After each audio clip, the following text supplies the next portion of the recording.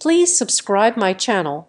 This is my sincere request to you. I was 19, standing outside O'Hare with a dying phone and 12 missed calls that went unanswered. While other families hugged, I calculated how far 6% battery could get me. My mom just texted me to stop creating drama. At night, I realized they did not forget me. They replaced me. But before this was over, she would leave 37 messages, begging because I finally did the one thing they never thought I would do. My name is Haley Boyd, and at 19 years old, I was learning the exact temperature at which the human heart freezes over. It turns out it is not the temperature of liquid nitrogen or the void of deep space. It is the temperature of the wind chill outside Terminal 3 at O'Hare International Airport in the middle of December, when you realize that the people who gave you life have absolutely no interest in sustaining it. The sliding glass doors behind me hissed open and shut, exhaling gusts of stale, heated air that smelled of pretzels and floor wax, but I could not go back inside. The security guard had already given me the look that meant I was loitering, so I stood on the concrete curb, my knuckles white as I gripped the handle of my oversized suitcase. The wind here was violent. It did not just blow, it slacked. It cut through my thin denim jacket and settled into the marrow of my bones. I pulled my phone out of my pocket for the 20th time in 5 minutes. The screen was cracked near the home button, a spiderweb fracture I had been meaning to fix for 3 months. But right now, the only thing that mattered was the battery icon in the top right corner. It was red. It read 6%. 6% battery to bridge the 90 gap between Chicago and my driveway in Milwaukee. 6% battery to save myself. I unlocked the screen with trembling fingers. My call log was a humiliating scroll of red outgoing arrows. I had called my mother Diane 4 times. I had called my father Mark 3 times. I had called my older brother Logan 3 times. I had even called my younger sister Kelsey twice, though I knew she usually kept her phone on Do Not Disturb just to seem important. 12 calls, 12 opportunities for someone to pick up and say, "We're almost there. Haley, hang tight." 12 opportunities for someone to say, "Oh my God, traffic is a nightmare, but we are coming." Instead, I got 4 different voicemail greetings. My mother's voice was crisp and professional, the voice she used for her real estate clients. "You have reached Diane Boyd. Leave a message." My father's was the default robotic voice provided by the carrier, because he could never be bothered to set it up. Logan's was a smug recording of him laughing with his fraternity brothers in the background, a remnant of his college glory days that he refused to delete. Kelsey's mailbox was full. I stared at the phone. It was 7:45 in the evening. My flight had landed 40 minutes ago. I had texted the family group chat before I even took off from Denver. I had texted them when we landed. I had texted them when I got my bag. Silence. Absolute radio silence. A shuttle bus roared past, spewing gray exhaust into the freezing air. I coughed, pulling my scarf up over my nose down the sidewalk. A minivan screeched to a halt. The side door flew open and a woman in a puffy beige coat jumped out. She shrieked, throwing her arms around a girl who looked about my age. The father got out of the driver's seat, beaming, and hoisted the girl's heavy duffel bag into the trunk like it weighed nothing. They were a flurry of motion and warmth. I watched them hug. I watched the mother smooth the girl's hair back. I watched them pile into the heated car and drive away, leaving nothing but a gap in the traffic where love used to be. I looked down at my phone again. 5%. "You can't stand here, miss." I flinched. An airport employee in a neon yellow safety vest was standing 3 feet away, holding a glowing orange baton. He looked exhausted, his breath pluming in the air between us. "I am waiting for a ride," I said, my voice cracking. I sounded pathetic even to my own ears. "They are just running a little late. Active loading only," he recited, looking past me at a line of taxis. "If they aren't here, you need to circle back inside or move to the ride-share zone. You are blocking the flow." I looked at the empty space in front of me. I was blocking nothing but the wind, but I nodded because that is what I was trained to do. Be agreeable. Be low maintenance. Do not cause a scene.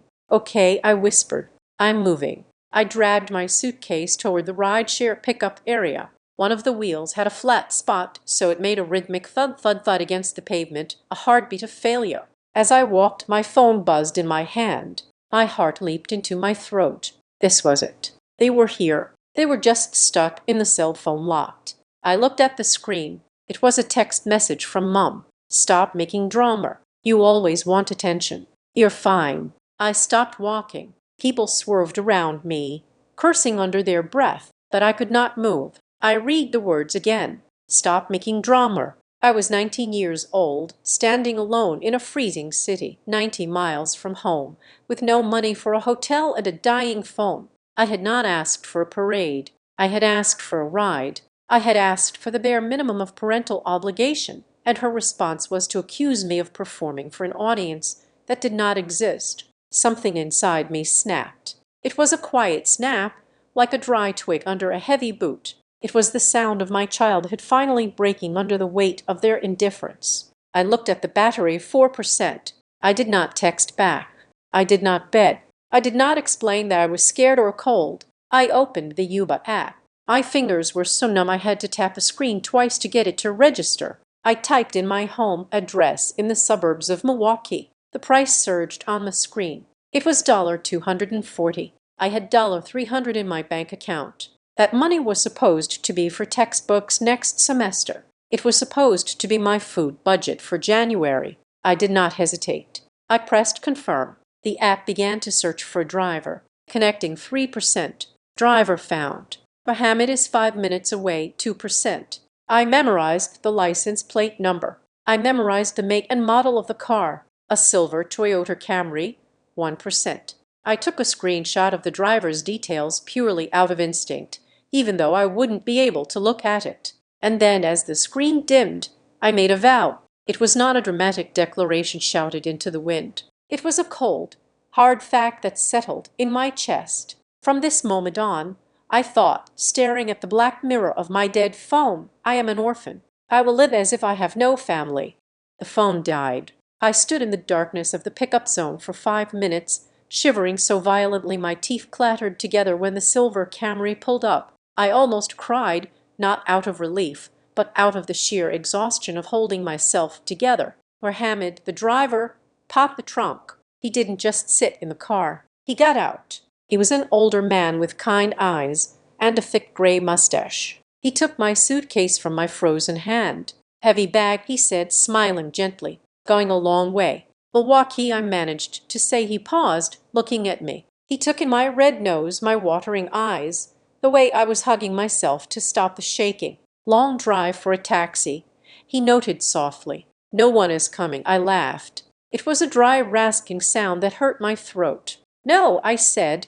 "They are busy." I got into the back seat. The heat was on, blasting from the vents. It felt like burning, but it was glorious. I leaned my head back against the seat and closed my eyes. "Do you have a charger?"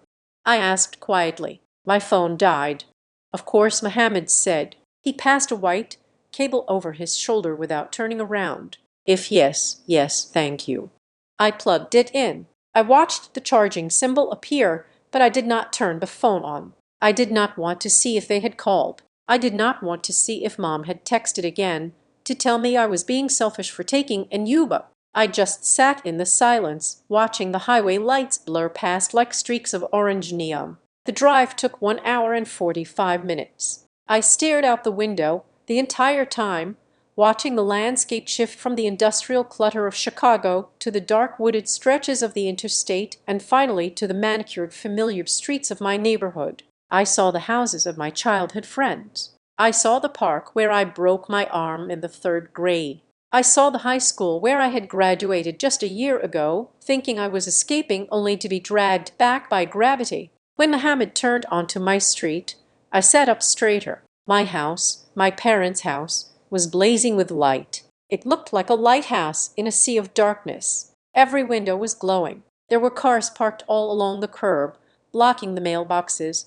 creeping onto the lawns of the neighbors. I recognized my aunt's SUV. I recognized the luxury sedan of my father's business partner. I recognized the rusted hatchback of Lovin's best friend. For one distinct stupid second, hope flared in my chest. They planned a surprise party. I thought that is why they didn't answer. They wanted to surprise me. They wanted to make a big deal out of me coming home for winter break. The thought was intoxicating. It washed away the cold of the airport. It made me feel guilty for the anger I had nursed for 90 miles. Of course, they hadn't forgotten me. They were just overwhelmed with preparations. Looks like a party, Mohammed said, pulling up to the only empty spot, which was 3 houses down. Yeah, I breathed, unbuckling my seat belt. I think it might be for me. That is nice, he said. Very nice. I tipped him $40 in the app once my phone rebooted, leaving me with $20 to my name. I didn't care. I dragged my suitcase down the sidewalk, the wheels rumbling over the cracks. I could hear the music from the street. It was loud, thumping bass that vibrated against the siding of the house. I walked up the driveway, maneuvering between the cars. My heart was pounding. I prepared my face. I needed to look surprised. I needed to look happy. I needed to not look like I had just spent 2 hours wishing I was someone else. I reached for the front door handle. It was unlocked. I pushed the door open and stepped into the foyer. The heat hit me first, smelling of expensive cologne, warm cheese, and wine. The noise was deafening. There were at least 50 people packed into our living room and kitchen. They were holding plastic cups, laughing, shouting over the music. And then I saw the banner. It was strung across the archway leading to the dining room. It was huge, professionally printed on glossy vinyl with gold lettering. Congrats, Logan, VP of Operations. The air left my lungs. It wasn't a welcome home party. It wasn't a surprise for me. It was a celebration for Logan, my brother, the golden boy, the 24-year-old who had never left home, who had walked straight into a job at Dad's friend's company, and who apparently had just been promoted. I stood there in the entryway, still wearing my coat, my suitcase handle gripped in my hand. I felt invisible. I felt like a ghost haunting the wrong house. People brushed past me. Someone spilled a little bit of beer on my shoe and didn't apologize. No one looked at me. No one screamed, "Haley's here." I scanned the room, desperate to make eye contact with anyone who shared my DNA. I saw my father first. He was by the fireplace holding a glass of scotch, one arm draped around Logan's shoulders. Logan was wearing a suit, his face flushed with triumph. He looked like a king holding court. Dad was laughing at something Logan said, a look of pure, unadulterated pride on his face, a look I had never, not once in 19 years, been on the receiving end of. Then I saw Kelsey. She was on the sofa taking a selfie with a plate of appetizers. She looked up, her eyes sliding over me like I was a piece of furniture, and then looked back down at her phone. Finally, I saw my mother. Diane was coming out of the kitchen, holding a tray of stuffed mushrooms. She was wearing her hosting face, a bright, tight smile that didn't reach her eyes. She was wearing a new dress, something silver and shimmering. She turned and saw me. The smile didn't falter, but her eyes went cold. She didn't drop the tray. She didn't rush over to hug me. She didn't ask why I was late or how I'd gotten home. She walked up to me, stopped 2 feet away, and looked down at my suitcase. "Move that," she said, her voice sharp enough to cut glass. "You are in the way of the guests." I stared at her. The noise of the party seemed to fade into a dull roar, like the sound of blood rushing in my ears. "Mom," I said, "I was at the airport." "I know," she said, adjusting a mushroom on the tray. "I told you to stop making a scene. Logan has worked incredibly hard for this night. Haley, do not ruin it with your moodiness." "I called you 12 times," I said. My voice was steady, terrifyingly steady. I had 6% battery. It was 10 outside. She rolled her eyes. "And you are here now, aren't you? You figured it out. You are an adult. Haley, act like one." She gestured vaguely toward the stairs with her elbow. "Take your things upstairs and change out of those clothes. You look like a vagrant. If you are going to come down, try to smile. This is a big night for this family." She turned her back on me and walked away, disappearing into the crowd of laughing people. I stood there for a long moment. I looked at the banner. "Congrats, Logan." I looked at my father, who still hadn't noticed me. I looked at the suitcase that contained my entire life from Denver. My mother was right. I had figured it out. I gripped the handle of my suitcase tighter. I did not cry. I did not scream. I simply moved my bag out of the way, just like she asked. But as I hauled it up the carpeted stairs, stepping over the coats of strangers that had been carelessly thrown over the banister, I knew one thing for certain. I was not the daughter of this house anymore. I was just a guest who had overstayed her welcome. And guests, unlike family, eventually leave. But before I left, I was going to make sure they knew exactly what they had thrown away. The noise in the living room was a physical weight pressing against my temples. I stood near the bookshelf that held encyclopedias from 1998 and framed photos of Logan playing Little League baseball, trying to blend into the drywall. I had changed out of my travel-worn clothes into a sweater and jeans, but I still felt the chill of O'Hare clinging to my skin, a phantom layer of frost that the central heating could not melt. In front of me, the people who were supposed to be my family were performing a play titled The Perfect American Life, and they were all hitting their marks. My father, Mark, stood in the center of the room. He had loosened his tie, the universal signal that he was relaxed and in his element. He held a crystal tumbler of scotch in one hand and raised it high, the amber liquid catching the light of the chandelier. The room quieted down, the chatter subsiding into respectful silence. "Attention, everyone."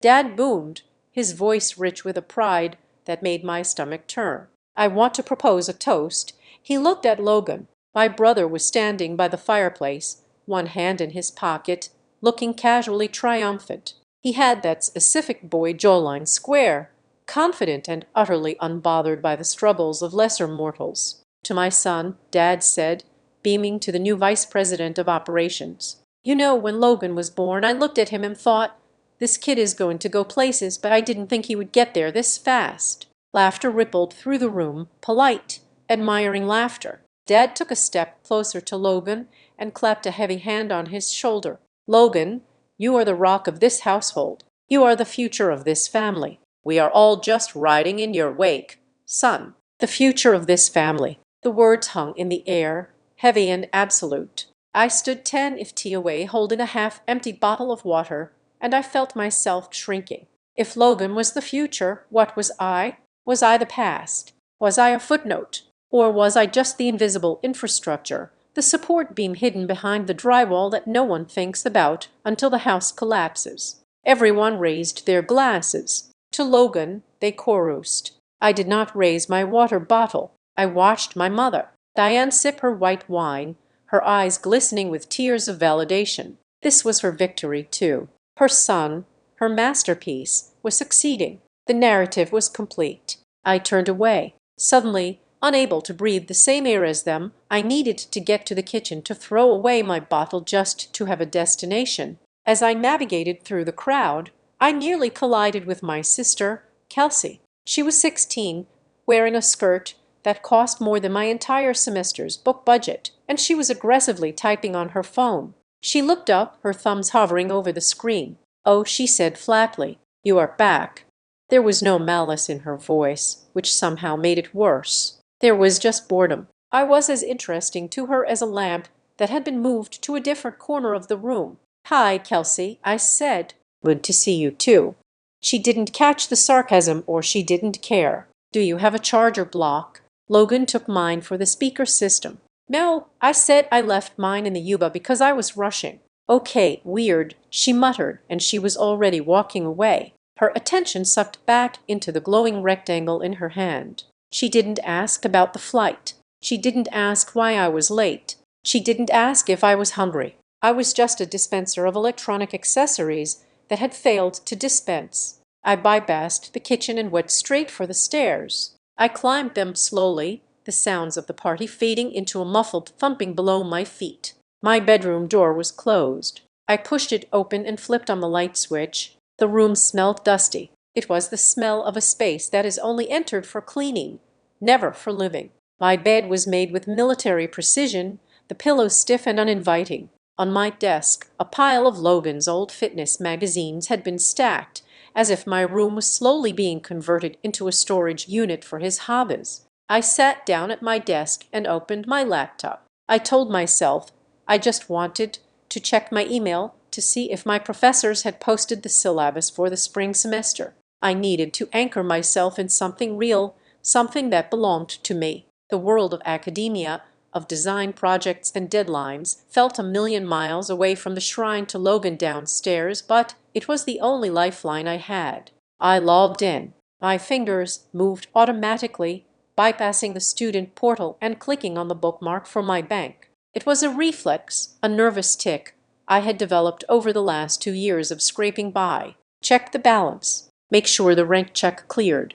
Make sure you have enough for groceries. The page loaded. I blinked. I leaned closer to the screen, certain that the glare from the overhead light was playing tricks on my eyes. I had two accounts. One was my checking account, which held the pathetic sum of $20 after the Yuba ride. The other was a savings account titled College Fund. It wasn't a massive trust fund. It was money I had earned. It was 3 summers of lifeguarding. It was 2 years of working the front desk at the campus library. It was graduation money from my grandmother before she passed away. It was supposed to be $4,200. It was my safety net. It was the money I was saving for a deposit on an apartment so I wouldn't have to live in the dorms next year. The balance read $200. I stared at the number 2 zeros, no comma. My breath hitched in my chest. I felt a cold flush of panic wash over me, starting at my scalp and racing down to my fingertips.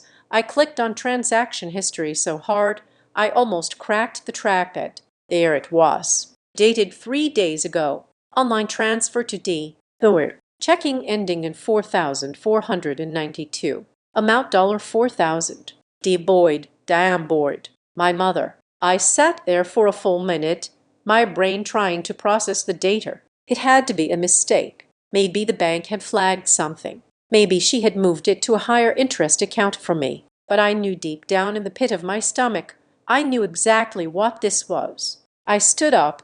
The chair scraped loud and harsh against the wood floor. I didn't feel the cold anymore. I didn't feel the exhaustion from the airport. I felt a heat that started in the center of my chest and radiated outward, burning away the hesitation, burning away the desire to be the good daughter. I walked out of my room. I walked down the stairs. I did not look at the guests this time. I walked with a singular, terrifying purpose toward the kitchen. The double doors swung open. The kitchen was a chaotic catering zone. Empty wine bottles were lined up on the granite island. My mother was standing by the sink, rinsing a platter. My father was leaning against the counter, eating a shrimp cocktail. They looked up as I entered. I must have looked like a ghost for a storm. "Mom," I said. My voice was low, but it cut through the ambient noise of the dishwasher. "Haley, grab a towel," she said, not looking at me. Someone spilled red wine on the rug in the foyer. "Where is my money?" I asked. She froze. The water was still running, splashing over her hands. She turned off the faucet slowly and turned around, drying her hands on a dish towel with deliberate, maddening calmness. "Excuse me," she said. "My savings account," I said, stepping closer. $4,000. It was transferred to your account 3 days ago. Where is it? My father chewed his shrimp slowly, his eyes darting between me and Mom. He didn't look surprised. "Lower your voice," Mom hissed, glancing at the door to the dining room. "We have guests." "I do not care about the guests," I said, and for the first time in my life, I meant it. That was my tuition money. That was my rent money. Why is it in your account? Mom sighed, the kind of long-suffering sigh she used when a cashier took too long to scan her coupons. She leaned back against the counter, crossing her arms. "We had to borrow it. Haley, it is not a big deal. Borrow it," I repeated without asking me for what. "Logan's certification trip," she said as if it were the most obvious thing in the world. He needed to go to that leadership seminar in Zurich before he started the new role. It was a requirement for the promotion. We were a little liquid poor this month because of the party costs, so I moved some funds around. "It is an investment." I felt my mouth fall open. "You stole my life savings to send Logan to Switzerland." "It is not stealing," Dad interjected, his voice stern. He put the shrimp tail down on a napkin. "We are a family. We pool resources. Logan's promotion increases the net worth of this entire family. When he does well, we all do well. I don't do well." I snapped, my voice rising. I am eating instant noodles in Denver. I have 6% battery because my phone is 3 years old. How does Logan going to Zurich help me pay for my textbooks? Lower your voice, Mom whispered aggressively, stepping forward and grabbing my arm. Her fingers dug into my sweater. Stop being so dramatic. You always make everything about you. It is a loan. We will put it back. When? I demanded, pulling my arm away. When things settled down, she said vaguely. Maybe after tax season. That is 4 months away, I said. I have tuition due in January. Then get more hours at the library, Dad said. He picked up his scotch glass again. Look, Haley, let's be realistic here. Your path, whatever it is you are doing with the art and the computer things, it is unstable. It is a hobby. Logan's career is real. It is solid. It brings prestige to the name. We had to prioritize the asset that yields the highest return. That is just basic economics. The room seemed to tilt.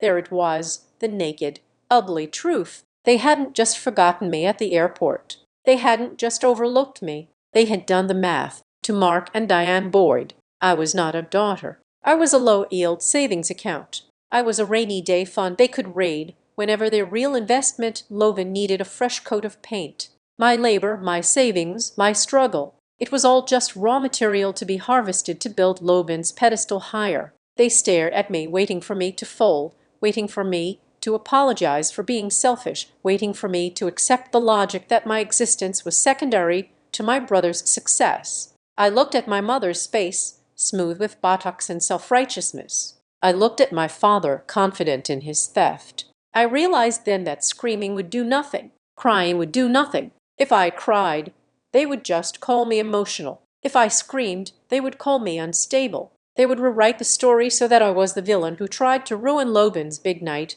over a few dollars. I took a deep breath. The air in the kitchen tasted like betrayal and expensive Chardonnay. Okay, I said softly. Mom relaxed instantly. Her shoulders dropped. She smiled, a triumphant little twitch of her lips. Good. I knew you would understand. Now go help Kelsey with the music. Okay, I said again. I turned around and walked out of the kitchen. I walked past the party, past the banner, past the people who thought this was a happy home. I walked up the stairs, my steps quiet and measured. I went into my room and closed the door. I locked it. I sat down on the edge of the bed and pulled out my dead phone, which was now charged to 18%. I opened the Notes app. I created a new folder. I typed the title in all caps. Receipts. My hands were not shaking anymore. I felt a strange icy clarity like the air outside the terminal. I began to type.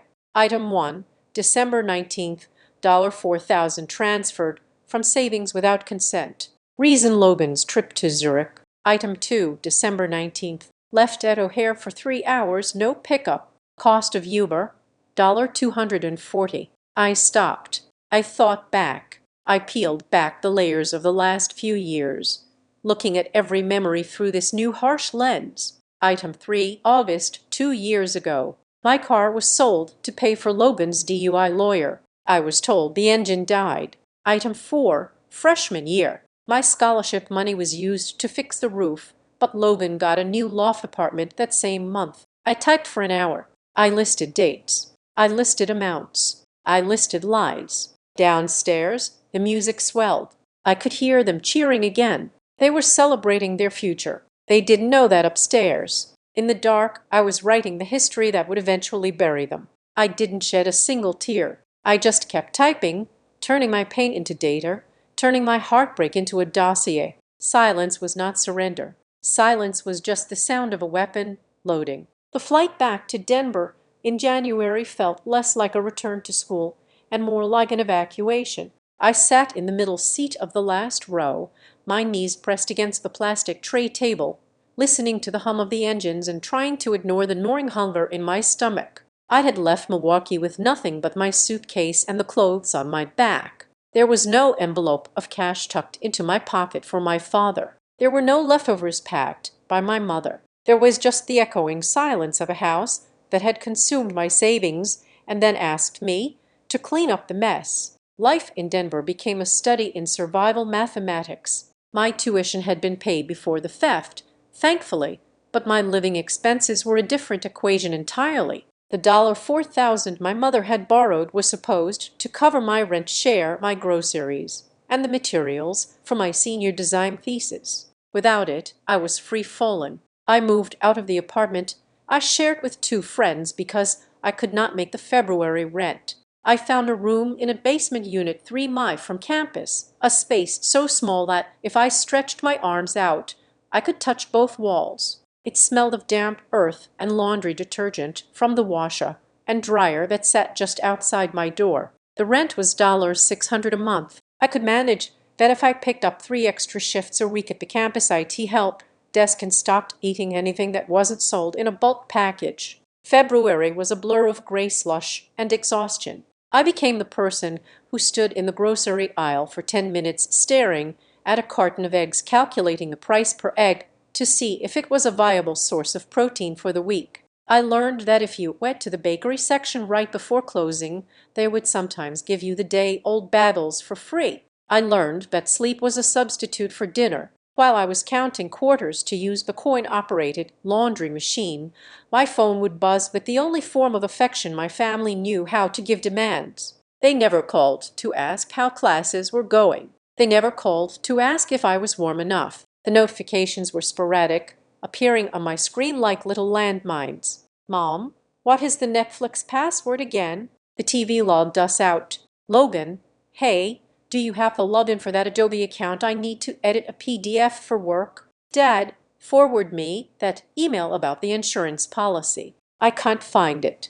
I answered them. That was the pathetic part. I was so conditioned to be the family support system that I would be sitting in a cold basement wrapped in 2 blankets to save on heating, typing out passwords for people who were sitting in a climate-controlled living room watching movies I was paying for. It was in March, during a particularly brutal week of midterms, that I finally looked at my credit card statement closely. I had been avoiding it, afraid to see the mounting interest from the few times I had to buy groceries on credit. But I needed to check a charge for a textbook. I scrolled down the list of transactions on my banking app. King Soopers $12.40, RTP. Transport $6, Check Services $14. Then I saw it. A recurring charge for $29.99. I frowned. I didn't have any subscriptions that cost $30. I tapped on the transaction details. Hollow Cloud Storage by Family Plan. I scrolled back to February. It was there. January. It was there. December. It was there. My heart began to hammer a slow, heavy rhythm against my ribs. I went to the search bar and typed in the merchant name. The charges went back 18 months. 18 months of paying $30 a month for a cloud storage plan I didn't use. I logged into the provider's website using my email. The dashboard loaded. Storage used 1.8 by Olive 2 tab user Logan Boyd. It was Logan's backup. His entire digital life, his photos, his pirated movies, his work files, his video game saves was sitting on a server that I was paying for. I kept scrolling through my statement. I found a subscription for a premium music streaming service, $14 a month. The account name Boyd Family. I found a monthly charge for a business toolkit app that offered resume templates and LinkedIn Analytics $19 a month. I did the math on a piece of scrap paper. Between the storage, the music, and the business tools, I was paying roughly $65 a month for digital luxuries I didn't use over the last year and a half. I had subsidized over $1,000 of their entertainment and convenience. $1,000. That was 2 months of rent in my basement. That was actual food instead of instant noodles. I stared at the numbers until they blurred. I wanted to cancel them right then. My finger hovered over the cancel subscription button, but then I stopped. A cold, dark thought entered my mind. If I canceled them now, it would just be an annoyance. They would call. They would yell. They would put it on another card. It would be a glitch in their matrix. No, I needed to wait. I needed to choose the moment when the silence would hurt the most. April arrived, bringing with it the Thor and the Senior Design Showcase. This was the culmination of my entire degree. For 4 years, I had worked toward this night. My project, a user interface system for accessible banking, had been selected as a finalist for the department award. It was a black tie event. There would be industry recruiters, professors, and families. Every student in my cohort was buzzing about who was coming. My parents are flying in from Ohio, one girl said. My dad is bringing my grandmother, said another. I created a digital invitation. It was beautiful, designed with the same care I put into my work. It had the date, the time, and a link to the live stream for those who couldn't make it. I sent it to the family group chat. Hilly, hey everyone, the senior showcase is next Saturday. My project is a finalist for the top prize. I would love it if you could make it, but if not, here is the stream link. I watched the chat bubble. Logan read it. Dad read it. Mom read it. 5 minutes passed. Then a notification. Mom reacted to the message with a thumbs up emoji. That was it. No text, no congratulations. No, we will check our calendar. Just a yellow hand. A generic acknowledgement that I had spoken, equivalent to how one might acknowledge a spam email. 2 days later, Kelsey sent a message in the same chat. Prom dress shopping this weekend. Need opinions immediately. The chat exploded. Mom sent 3 heart emojis. Dad asked how much money she needed. Logan made a joke about her date. My invitation was buried under a landslide of tulle and teenage vanity. I didn't bring it up again. I focused on my presentation. I focused on the code. I focused on the way the interface flowed, making sure it was perfect. I worked until my eyes burned and my fingers cramped. The night before the showcase, I sat in my room staring at my dress. It was a simple black dress I had bought at a thrift store and tailored myself. I looked at the phone. I knew the answer. I knew it in my bones. But the inner child in me, the stupid, hopeful little girl who used to wait by the window, needed to hear them say it. I dialed my mother. She answered on the second ring, sounding distracted. Hello, Haley. Make it quick. I'm making dinner. Hi, Mom. I said, I was just calling to see, well, the showcase is tomorrow. I didn't know if you guys were planning to drive out or maybe fly in last minute. I have reserved seats under my name. There was a pause. I heard the sound of a pot lid clattering. Oh, Haley, she sighed. It was a heavy burdened sound. Honey, you know that is a long trip, and honestly, it is just such bad timing. It is my graduation showcase. I said it happens once. I know. But Logan has that networking golf thing on Sunday morning. He needs the car to get his clubs out to the course. And your father is using the SUV for the hardware store run. We just can't spare the vehicles right now. I gripped the phone tighter. The car, I repeated. You aren't coming because Logan needs the car for golf. It is a networking event. Haley, it is important for his career. He meets potential clients there. You have to understand, we can't just drop everything and fly to Denver for a school project. We are proud of you, obviously. But be realistic, right? I said, my voice was hollow. Realistic. Send us pictures, she said. Oh, and before I forget, did you pay the phone bill? I got a text saying it is due. I will handle it, I said. Thanks. Love you. Bye. The line went dead. The next evening, the university ballroom was a sea of velvet and camera flashes. The air smelled of expensive perfume and anticipation. I stood by my display, explaining my interface to a judge with a clipboard. I smiled. I answered questions. I shook hands. When the ceremony began, I sat in the front row with the other finalists. I listened to the dean speak about the future of design, about how the people in this room were going to change the world. And the winner of the Senior Design Excellence Award, the dean announced, opening the envelope for her innovative work in accessible financial systems, Haley Boyd. The room erupted in applause. I stood up. The spotlight hit me, blinding and warm. I walked up the stairs to the stage. I accepted the heavy glass trophy. I shook the dean's hand. Look out at your audience, the dean whispered kindly. Soak it in.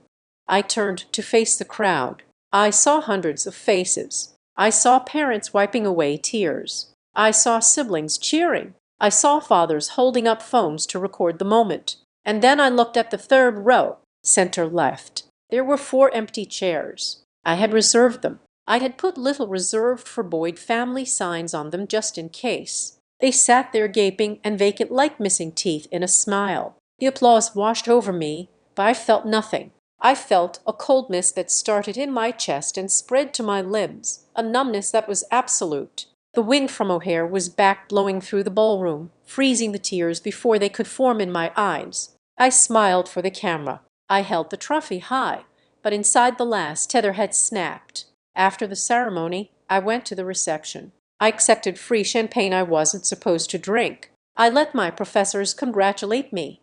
I felt like an actor playing a role. I checked my phone. Maybe they were watching the stream. Maybe they saw me win. There was one text message from Mom. Don't forget to fix Logan's login. He says the cloud is full and he can't upload his weekend photos. I stared at the screen. I had just won the highest honor in my program. I was standing in a ballroom in a thrift store dress holding a trophy that validated 4 years of struggle. And my mother was texting me to troubleshoot my brother's digital hoarding. They didn't see me. They never saw me. To them, I was not a person. I was a password manager. I was a tech support line. I was a credit card number that never complained. I walked out of the ballroom. I didn't go to the after party. I took the bus back to my basement apartment. I sat down at my wobbly desk, still wearing my dress. I placed the glass trophy next to my laptop. It caught the light of the desk lamp, sharp and jagged. I opened my laptop. I pulled up the receipts note on my phone. I scrolled to the bottom. Then I opened a new tab. I went to the cloud storage provider first. Account settings, manage subscription, cancel immediately. A warning popped up. Warning, canceling will reduce storage to 5 GB. Data exceeding this limit will be deleted in 24 hours. I clicked confirm. I went to the music streaming service. Account Boyd family. Edit plan. Remove member Mom. Remove member Dad. Remove member Kelsey. Remove member Logan. Change plan to individual student. I clicked save. I went to the Business Tools site. Cancel subscription. Reason for leaving. I am not the user. I logged into the phone carrier website. I had been on their family plan, but I had been the one managing the online access because they were all tech illiterate. I looked at the bill. It was auto-pay for my father's card, but my number was listed as an add-on. I initiated a transfer of service for my number to a cheap prepaid carrier. Then I went to the streaming services, Netflix, Hulu, HBO, change password, sign out of all devices. I typed in a new password, a complex string of random characters that had no birthday, no pet name, no anniversary, a password that was mine alone. I sat back in my chair. My screen was glowing in the dark room. One by one, the confirmation email started to roll in. We are sorry to see you go. Your subscription has been canceled. Password changed successfully. I felt a strange sensation in my chest. It wasn't happiness. It wasn't relief. It was lighter than that. It was the feeling of dropping a heavy backpack after hiking for miles. They didn't remember me. They remembered my utility. They remembered that I made their lives frictionless. They remembered that I was the one who kept the digital lights on.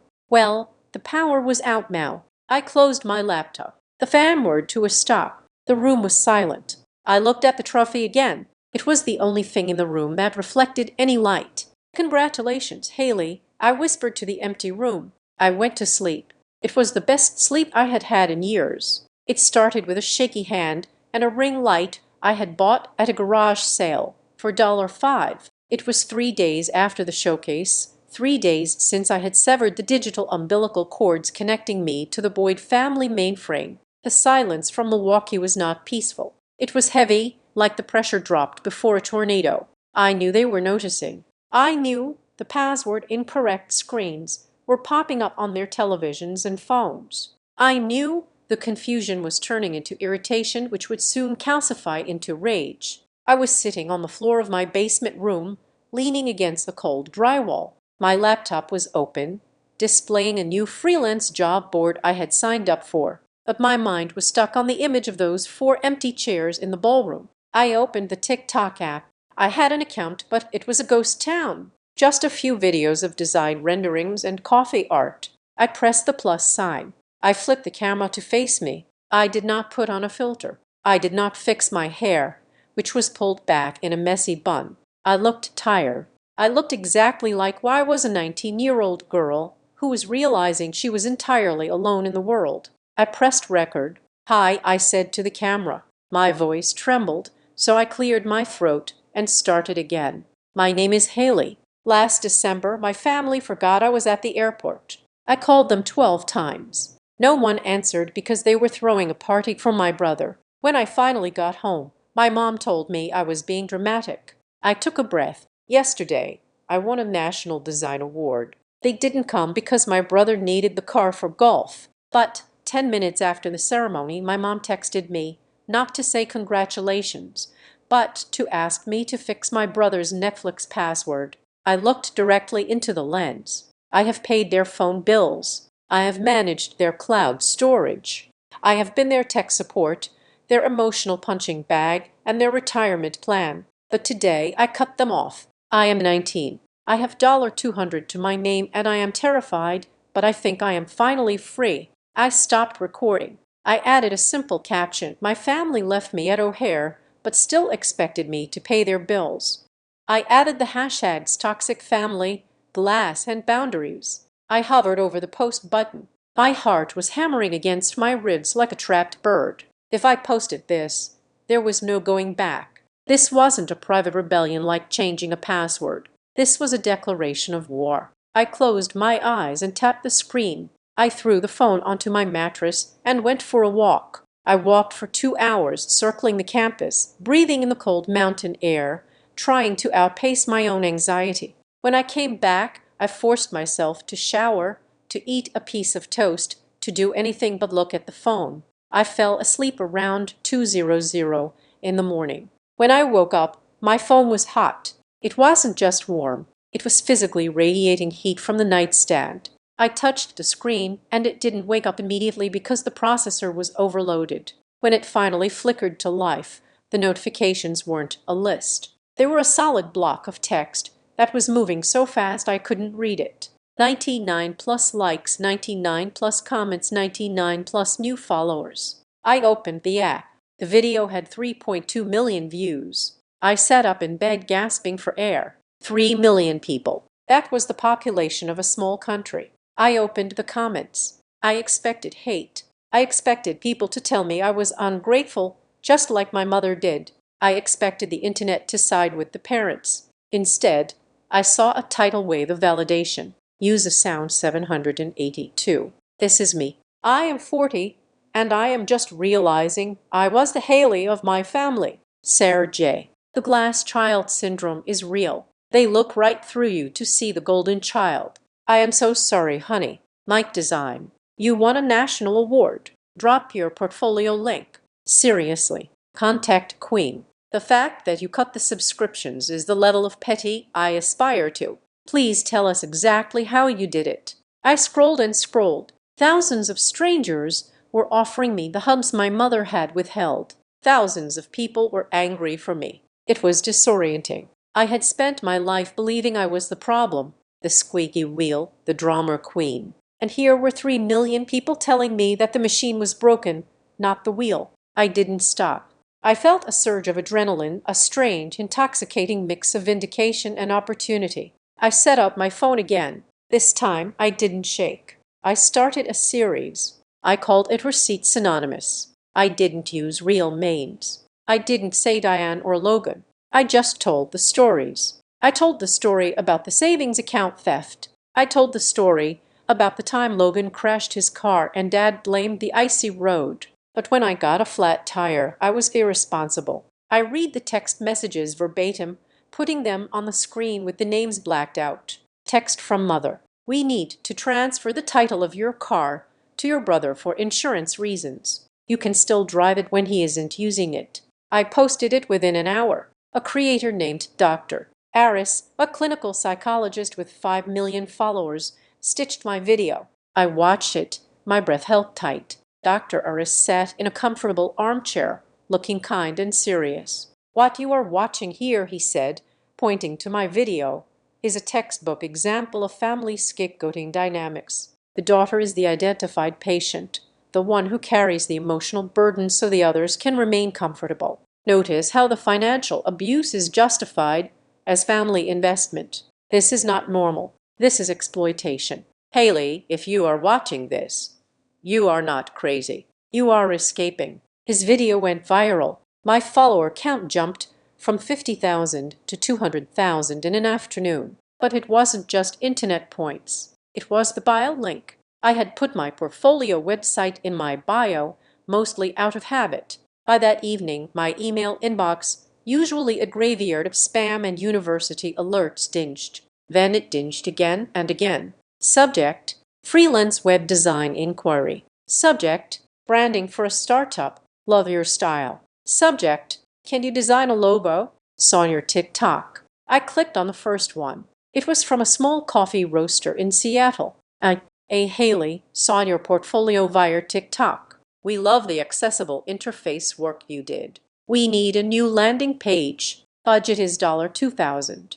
Are you available? $2,000. I stared at the number. My mother had taken $4,000 from me and called it a loan. Here was a stranger offering me half of that just to do a job I loved for a week. I typed back, I am available.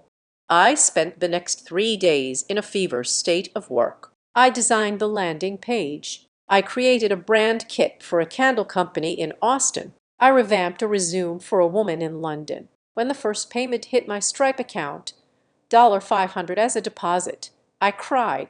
I didn't cry at the airport. I didn't cry when I saw the empty chairs, but I cried looking at that notification on my phone. Deposit received $500.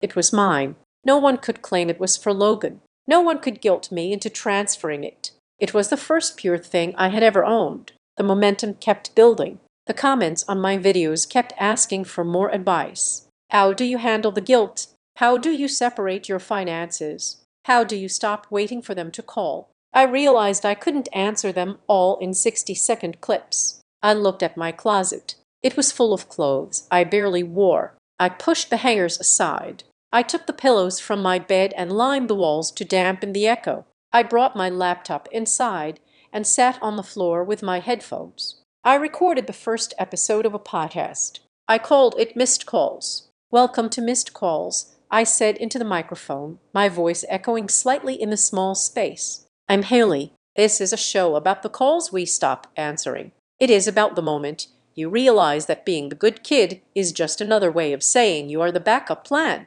Today, we are talking about financial boundaries and why your money is not a family resource. I uploaded it to Spotify and Apple Podcasts. I linked it in my TikTok. It charted in the society culture category within 24 hours. I was living 2 lives. In one, I was a student eating ramen in a basement. In the other, I was becoming a voice for a generation of kids who felt like utility players in their own families. The irony was sharp enough to bleed. Strangers were sending me fan art. Strangers were Venmoing me $5 for coffee. Strangers were writing me essays about how I saved their lives and my family. They were silent, but it wasn't a peaceful silence. It was the silence of a predator assessing a new threat. I hadn't blocked them yet. I needed to see the incoming fire, but I had muted their notifications. I checked my messages one evening after finishing a logo design. Logan, 3 days ago. Dude, why is my Dropbox locked? I have a presentation. Mom, 2 days ago. Haley, pick up. This is ridiculous. Your aunt saw some video. Call me immediately. Dad, yesterday we need to discuss the phone bill. It has a termination fee. They hadn't seen the viral videos yet. Not really. They had heard whispers. They knew something was wrong because the services were off. But they didn't know the scale of it. They didn't know that 3 million people knew about the airport. I felt a strange sense of power. For the first time, I controlled the flow of information. I controlled the narrative. I opened the Notes app on my phone. I went to the Receipts folder. I typed a new header at the bottom. Exit plan. I made a list. It wasn't a wish list anymore. It was a strategy. Goal 1. Save $10,000. Current status, $2,500. Goal 2. Graduate with honors. Current status on track. Goal 3. Secure a full-time job with health insurance. so I never have to ask Dad for a doctor's visit again. Goal 4, move to a building with a doorman or at least a security code they don't know. And then I added a rule from myself. Rule number 1, no negotiation. Access to me is a privilege, not a birthright. If they want to be in my life, they apply like everyone else. I looked at the screen. The blue light illuminated the dark closet. I felt stronger than I had ever felt. The pain was still there, the ache of knowing my mother loved her image more than she loved me. But it was different now. It was like a scar tissue forming. It was tough. It was protective. I had turned my trauma into a business model. I had turned my neglect into a brand. And for the first time in 19 years, when I looked in the mirror, I didn't see Logan's sister. I didn't see Diane's daughter. I saw Haley, and she was doing just fine. I closed the laptop and walked out of the closet. My phone buzzed on the desk. A new email from Hollow Pike Solutions. Subject: interview request. Junior UX designer. I smiled. It was a real company, a big one. The kind of place Logan would kill to work at, but couldn't because he didn't have the skills. I replied, I would be delighted to interview. The game had changed. I wasn't waiting on the curb anymore. I was driving the car, and I wasn't looking in the rearview mirror. The ripples of my digital rebellion took about 2 weeks to travel from the internet ether to the manicured streets of Milwaukee. But when they arrived, they hit with the force of a structural failure. I wasn't there to see it. Of course, I was 1,000 miles away in Denver, meticulously crafting a portfolio for my upcoming interview with Holloway and Pike Solutions. But thanks to the small-town nature of suburban gossip and a few old high school friends who were all too eager to keep me in the loop via direct messages, I had a front row seat to the slow disintegration of the boy family image. It started predictably at the country club. My mother Diane lived for her Tuesday tennis league. It was less about the sport and more about the social currency exchanged over iced tea afterwards. According to Sarah, a girl I grew up with whose mom was in the same league, the atmosphere shifted the moment Diane walked onto the court. Usually, Diane held court. She would brag about Logan's promotion, about the investments the family was making, about how perfect their life was. But this Tuesday was different. A woman named Carol, who had always been a friend of my mother's, leaned in during the water break. Diane Carol reportedly said loud enough for the next court to hear. I saw the most disturbing video on TikTok yesterday. It was about a girl left at O'Hare by her family. The details, well, they sounded so familiar. Is that Haley's story? My mother froze. She laughed, a brittle, high-pitched sound. Oh, you know the internet, Carol. People make things up for attention. Haley is doing wonderful. She just won an award, right? Carol pressed. But the video mentioned the brother needing the car for golf on the day of the award. Didn't Logan play with my husband that Sunday? The silence that followed was apparently deafening. My mother went into damage control mode immediately. That night, I saw the notification pop up on Facebook. She had posted a status update set to public with a background of storm clouds. It is heartbreaking when you sacrifice everything for your children, only to have them rewrite history for 5 minutes of fame. Ungrateful kids are the hardest cross to bear. Family values truth will out. She expected sympathy. She expected the chorus of "You're a saint, Diane" comment she usually farmed. Instead, a woman who had been my Girl Scout troop leader 10 years ago commented, Diane, didn't Haley get a full academic scholarship? I thought she was paying her own way through school. Another neighbor chimed in. Wait, is the airport story true? I saw you guys hosting a party that night. My mother deleted the post within an hour, but screenshots live forever. While Diane was fighting a losing battle on Facebook, Logan was facing a much more tangible nightmare at his office for years. I had been Logan's secret weapon since high school. I had edited his essays, formatted his spreadsheets, and designed his presentations. When he got the job at the logistics firm, he would email me raw data at midnight, and I would send back polished professional slide decks by 6:00 in the morning. He never paid me. He barely thanked me. He just assumed that my talent was his asset, but I had cut him off 2 days ago. Logan had a quarterly review presentation. I knew this because he had emailed me 5 times the night before. The subject lines escalating from, "A quick favor to Haley," "Pick up or I am screwed." I hadn't picked up, according to a text I got from an old friend who interned at his company. The presentation was a disaster. Logan had tried to do the slides himself. He used mismatched fonts. The graphs were blurry screenshots. The formatting was all over the place. But the humiliation didn't stop at bad design. During the meeting, Logan had apparently tried to use a specific phrase I often used in my receipts videos, something about efficiency metrics in a toxic system. He thought he was sounding smart. The junior analyst in the back of the room, someone young, someone who clearly spent time on TikTok, snickered. "Hey, Logan," the guy had called out during the QA. "Did you get that line from the airport girl video? The one about the family who exploits their daughter?" The room went quiet. The vice president of HR, a stern woman who didn't tolerate nonsense, looked up from her notes. "What is he talking about, Logan?" she asked. "Nothing," Logan stammered. "Just a meme, actually," the analyst continued. "Merciless, the slight design from his last quarter looks identical to the portfolio linked in that girl's bio.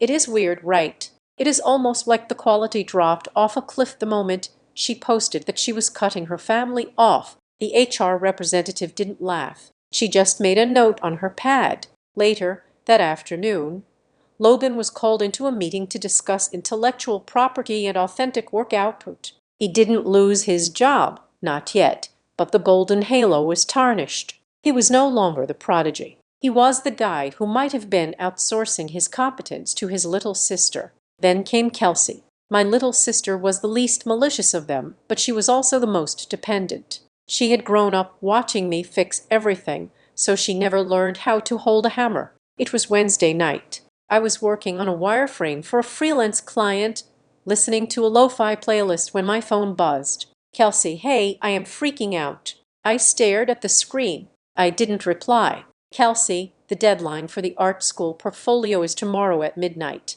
I have the drawings, but I don't know how to scan them properly or put them into the PDF format they want. The file size keeps being too big. Kelsey, please." Mom is screaming at Dad about money, and Logan is in a mood. I can't ask them. "You always do this for me." My thumb hovered over the keyboard. I knew exactly how to fix her problem. It would take me 10 minutes. I could tell her to adjust the DPI settings. I could tell her to use a compression tool. I could remotely log in and do it for her. I remembered being 16. I remembered the panic of deadlines. A part of me, the part that had been trained to be the family martyr, screamed at me to help her. It's just Kelsey. She didn't steal the money, but she had eaten the food bought with my money. She had watched them ignore my calls. She had walked past me at the party and asked for a charger. She was a beneficiary of the system that was crushing me. If I did this for her, I was teaching her that she didn't need to learn. I was teaching her that Haley would always be the safety net. I put the phone face down on the desk. I turned the volume up on my music. I went back to my wireframe. I did not reply. The next morning, I saw a tweet from Kelsey. "So much for sisters supporting sisters. Thanks for nothing." She didn't submit the portfolio on time. She missed the deadline for her top choice school. It was harsh. It was brutal. But for the first time in her life, Kelsey had to sit with the consequences of her own inaction. By Friday, the domestic ecosystem of the Boyd household was in full collapse. It wasn't just the big things. It was the death by 1,000 cuts. Without me managing the autopay, the internet had been throttled because the card on file had expired, and no one noticed the emails. The streaming services were gone, leaving them with static silence in the evenings. The business tools subscription I canceled meant Dad lost access to his premium LinkedIn features right when he was trying to recruit a new partner. They were realizing that the invisible hand that kept their lives running smoothly was actually my hand, and I had taken it back. My phone rang at 7 in the evening. It was my mother. I looked at it. I had been ignoring them for weeks, but I felt a sudden cold curiosity. I wanted to hear it. I wanted to hear the tone of voice of a woman who was realizing she was no longer in charge. I picked up. "Hello, Haley." Her voice was shrill, tight with stress. Finally, "Do you have any idea what is going on here?" "I am fine. Thanks for asking," I said calmly. "Don't get smart with me," she snapped. "The internet is down." Logan is being investigated at work because of some rumors you started. People at the club are looking at me like I'm a criminal. And Kelsey is crying in her room because she missed her application deadline. Are you happy? Are you happy that you are ruining this family? I sat back in my cheap desk chair. I looked around my tiny room. It was small, but it was paid for. The food in the fridge was mine. The quiet was mine. I am not ruining anything, Mom, I said. I am just not fixing it anymore. It is the same thing, she shouted. We are a family. You help the family. Why is everything suddenly falling apart? Because I stopped holding it up, I said. The words came out simple and absolute. I was the foundation you built everything on, Mom, but you treated me like the basement. Now the floor is caving in. That is not my fault. That is gravity. You are so selfish. She hissed after everything we gave you. A roof over your head, clothes on your back. You took my college fund, I reminded her. You left me at the airport. You forgot my existence until you needed a password. That isn't giving. Mom, that is taking. We will fix this. She threatened. We will issue a statement. We will tell people the truth about how unstable you are. Go ahead, I said. I have the receipts. I have the bank statements. I have the call logs. I have the emails where Logan asked me to do his work. If you want to make this a public fight, I promise you, I have more ammunition. There was silence on the other end. For the first time, she realized she couldn't bully me. I wasn't 19 and scared anymore. I was independent and armed with evidence. Haley, she said, her voice dropping to a dangerous whisper, you are making a mistake. You need us. No, I said. I really, really don't. I hung up. My heart was pounding, but not from fear. It was the adrenaline of a clean break. I blocked her number. I blocked Dad. I blocked Logan. I blocked Kelsey. I sat in the silence for a moment, letting the weight of what I had done settle. I had effectively orphaned myself. It should have felt tragic. Instead, it felt like I had just cut away a gangrenous limb. My laptop pinged with a new email notification. I turned to the screen, expecting another freelance inquiry or maybe a bill. It was from the domain hall.com. Subject interview. Confirmation. Junior UX designer role. Dear MS. Boyd, we have reviewed your portfolio and your online case studies. We are incredibly impressed by your work on accessible financial interfaces. Your ability to translate complex systems into user-friendly designs is exactly what we are looking for. We would like to fly you out for a final round of interviews at our Denver headquarters next Tuesday. Please let us know if you are available. I read the email 3 times. Alloway and Pike. It was a Tier 1 tech consultancy. Starting salaries for juniors were around $80,000 a year. It came with full benefits, stock options, and a signing bonus. This was the door, the real door. If I got this job, I wouldn't just be surviving. I would be thriving. I would be making more money at 22 than my father made at 40. I would have health insurance that didn't depend on his employment. I would have a career that was entirely 100% mine. I thought about Logan sweating in his office, unable to make a slide deck. I thought about my mother, desperately trying to spin a narrative that no longer held water. I thought about Kelsey missing deadlines because she waited for a savior who wasn't coming. They were drowning in the shallow end of the pool because they refused to learn how to swim. I typed my reply.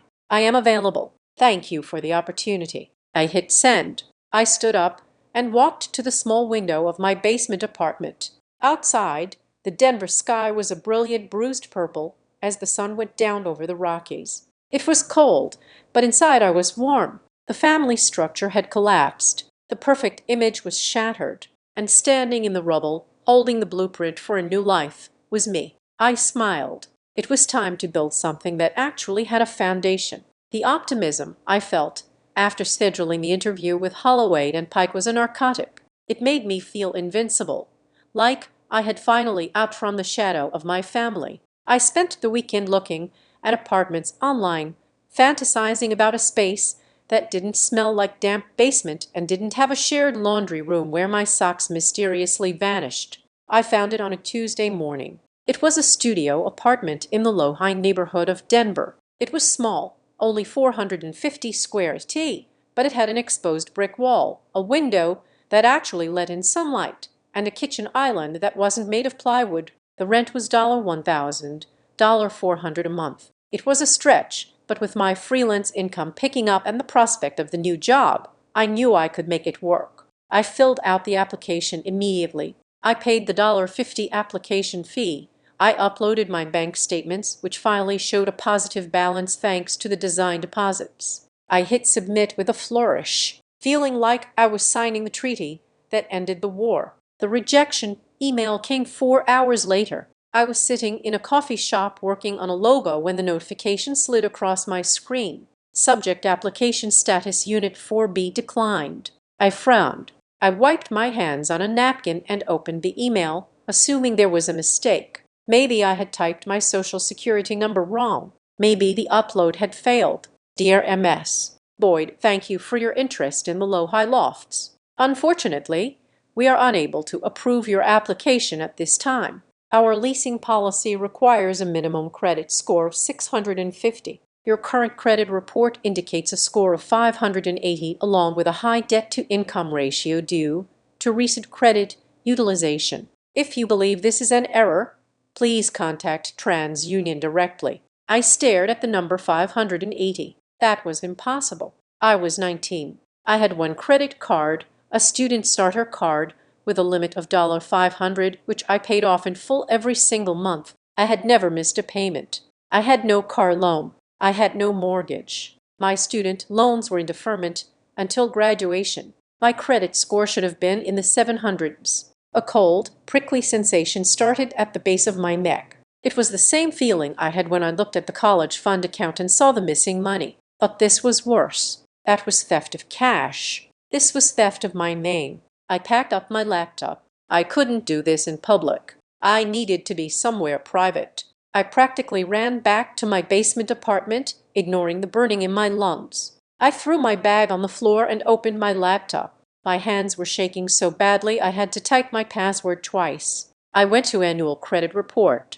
I requested my file from Experian. I answered the security questions. What is the make of your vehicle? Don. Which of these addresses have you lived at 142 Maple Drive, Milwaukee? The report generated. A spinning wheel on the screen mocked me for 10 agonizing seconds. Then the PDF opened. I scrolled past my student loans. I scrolled past my little $500 student card. And there they were, 2 red flags waving in the digital wind. Account name Chase Sapphire Preferred. Status open. Balance $8,432. Date open December 22nd. Account name Affirm Financing. Status open. Balance $2,000. $100. Merchant Herman Miller Furniture. I stopped breathing. December 22nd, 3 days after the airport. 3 days after I walked into that house and saw the banner for Logan. I clicked on the details for the credit card. I needed to see the address. I needed to see where the statements were going. Billing address, 142 Maple Drive, Milwaukee, Wisconsin, my parents' house. I felt a wave of nausea so strong I had to lean over the side of my bed, gasping for air. It wasn't a mistake. It wasn't a stranger. Identity theft usually comes from Russia or a dark web hacker. Mine came from the master bedroom of the house I grew up in. I sat up. I forced myself to drink a sip of water. I couldn't panic. Panic was what they expected. Panic was what made me dramatic. I needed to be forensic. I looked at the Affirm loan, $2,000, for furniture. I remembered seeing a new ergonomic gaming chair in Logan's room. When I went to get my suitcase, I remembered him bragging about his new office setup for the VP role. He was sitting on my credit score. I picked up my phone. I didn't call my mother. Not yet. I called the bank first. I spent 40 minutes on hold listening to smooth jazz that sounded like a funeral dirge. Finally, a woman named Patricia answered. Fraud department. This is Patricia. How can I help you? Hi, I said. My voice was eerily calm. I am looking at my credit report. There is a card here with a balance of $8,000. I did not open it. Okay, honey, Patricia said, her voice softening. Let's take a look. Can you verify your full social? I gave her the numbers and your mother's maiden name, Miller. Okay, I see the account here. It was opened online on December 22nd. The verification was done via email. What email was used? I asked. There was a pause. For security, I can only give you the first few letters. Does it start with Haley College Prep? I asked. Yes, Patricia said. That is the one. I closed my eyes. Haley College Prep gmail.com. It was an email address my mother had created for me when I was a junior in high school. She said it was to help me manage my applications and scholarship offers. She had the password. She had set it up on her iPad.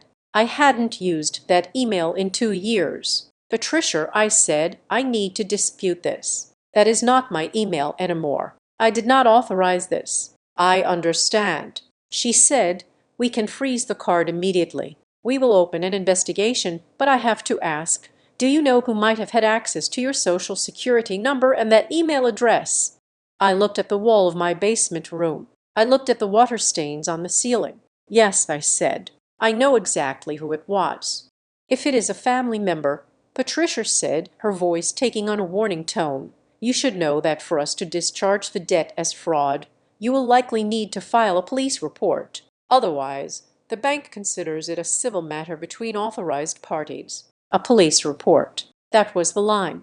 That was the nuclear option. If I filed a police report, it wasn't just a family squabble anymore. It was a felony. It was prison time. It was a criminal record. I understand. I said, freeze the card. Send me the affidavit.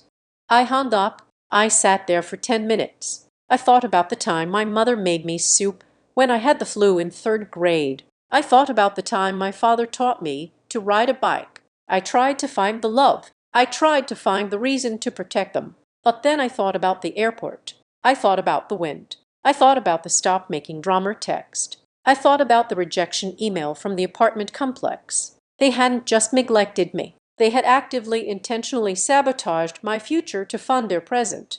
They had looked at my credit, my good name, my financial identity, and decided it was a resource they were entitled to harvest. I unblocked my mother's number. I dialed. She picked up on the first ring, which meant she was holding the phone. Hilly. She sounded breathless. Oh, thank God. I have been trying to call you. I saw that you blocked us. You can't just, Mom, I interrupted. But did you use my name? The question hung in the air, heavy and absolute. I didn't yell it. I asked it with the flat curiosity of a judge asking a defendant for a plea. I don't know what you are talking about, she said, but the speed of her answer gave her away. It was a reflex, not a truth. I am looking at my credit report. Mom, I said, there is a Chase Sapphire card with $8,000 on it. There is a Herman Miller loan for Loban's chair. The verification email was the old college prep account you control. Silence. I could hear her breathing on the other end. I could hear the faint sound of the television in the background. Mom, I said again, did you open these accounts? We were going to fix it, she blurted out. My stomach dropped. There it was, the confession. Fix it, I repeated. You committed identity theft to fix what? Loban needed a bridge, she said, her voice rising in that frantic, victimized pitch she used when she was cornered. The promotion came with expenses. Hilly. He had to buy new suits. He had to furnish the home office. The signing bonus hadn't cleared yet. We were just liquid poor for a few weeks. We were going to pay it off before you even noticed. Before I noticed, I laughed. A harsh, jagged sound. Mom, you tanked my credit score. I just got denied for an apartment. I am living in a basement because of you. Don't be dramatic, she said instinctively. It is just a number. We can pay it down. Your father is closing a deal next month. We will transfer the money. Just don't make a scene about this. Make a scene. I felt the heat rising in my face, but I pushed it down. I needed to be cold. You committed a felony. We are your family. She screamed. You don't use words like felony with your mother. We raised you. We fed you. So, we used your credit for a month. So what? You weren't using it. You are a student. Logan has a career to protect. And I don't. I asked softly. I don't have a life. You are young, she said dismissively. You can bounce back. Logan is at a critical juncture. If he showed up to that job in cheap suits, he would have been laughed out of the boardroom. We did what we had to do for the family. I am part of the family, I said. Then act like it, she retorted. Stop checking your little reports and let us handle the finances. We know what we are doing. I looked at the $8,000 balance again. Trips to restaurants, gas stations, a charge for a spa in downtown Milwaukee, a charge for a liquor store. They weren't just buying suits. They were living their perfect life on my credit because they were broke. The realization hit me like a physical blow. They weren't rich. They were drowning, and they were using me as a life raft. Okay, I said. Okay, she sounded relieved. Good. I knew you would be reasonable. Just unblock us. Haley, we need to coordinate the payment plan and maybe you can take down those TikTok videos. People are talking. I said, okay, I repeated.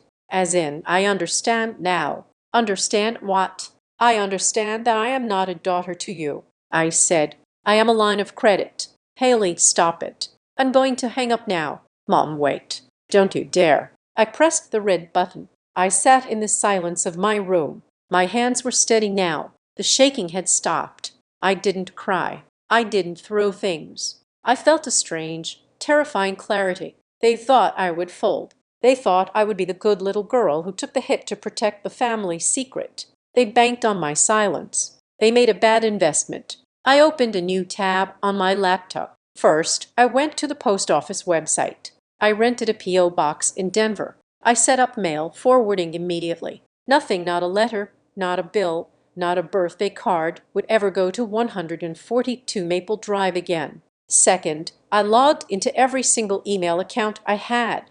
I changed the passwords. I enabled two-factor authentication. I removed the recovery email that linked back to my father. Third, I went back to the credit bureau's Experian, TransUnion, Equifax. I clicked the button that said Freeze Credit Report. It meant no one could open a new account in my name. Not me, not Logan, not Diane. And finally, I looked at the affidavit the bank had emailed me. Identity theft report. Did you authorize this debt? No. Do you know the person who committed this fraud? I picked up my digital pen. I could have just checked no and let the bank write it off. I could have let them handle it internally. But if I did that, the debt would just disappear and my parents would learn nothing. They would do it again. Maybe to Kelsey. Maybe to me in 5 years. They needed to learn that Haley Boyd was closed for business. I checked the box that said yes. I wrote down the name, Diane Marie Boyd. I wrote down the address, 142 Maple Drive. I wrote down the relationship mother. I saved the document. I wasn't just leaving them at the airport anymore. I was putting them on the no-fly list. I stood up and walked to the mirror. I looked different. My eyes looked older. The girl who waited on the curb at O'Hare, hoping for a ride, was dead. The woman looking back at me was ready to burn the bridge while they were still standing on it. I picked up my phone and opened my calendar. I marked the date of my interview with Holloway and Pike. Then I added a new event for tomorrow morning. 900 a.m. Police station. I wasn't doing it out of spite. I was doing it for survival. As Dr. Aris had said in his video, boundaries without consequences are just suggestions. I was done making suggestions. The first time, I walked into the lobby of Holloway and Pike Solutions as a full-time employee. The air smelled like ozone and expensive coffee. I was wearing a blazer I had bought with my first freelance check. And for the first time in my life, I did not feel like an imposter.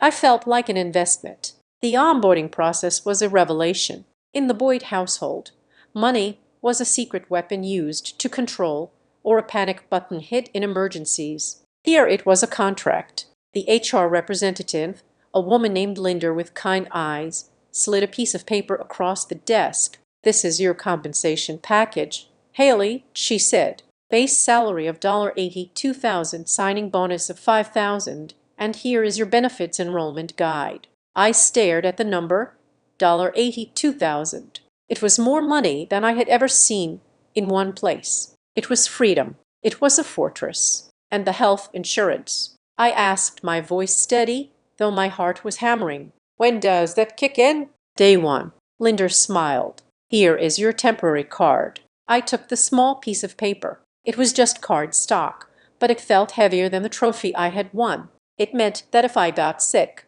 I didn't have to call my father. It meant that if I needed a dentist, I didn't have to beg. It meant my body belonged to me again. My father had called my design work a hobby. He had called my path unstable. 2 weeks into the job, I was assigned to the lead UX team for a major fintech application overhaul. My boss, a senior partner named Marcus, didn't treat me like a kid. He didn't ask me to get coffee. He put my wireframes up on the big screen in the conference room. This, Marcus said, pointing to my user flow diagram, is exactly the kind of intuitive architecture we have been missing.